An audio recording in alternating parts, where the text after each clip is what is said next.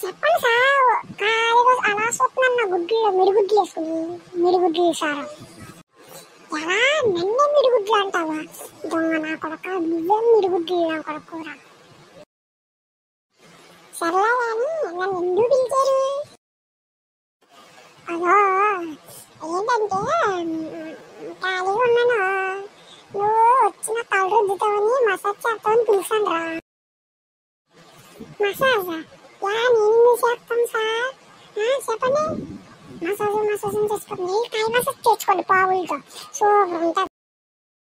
లేకపోతే ఎవరన్నా ఆఫీస్కి దేని వస్తారా కళ్ళల్లో కళ్ళు పెట్టి చూడడానిక మిడిగుడ్లు వేసుకుని?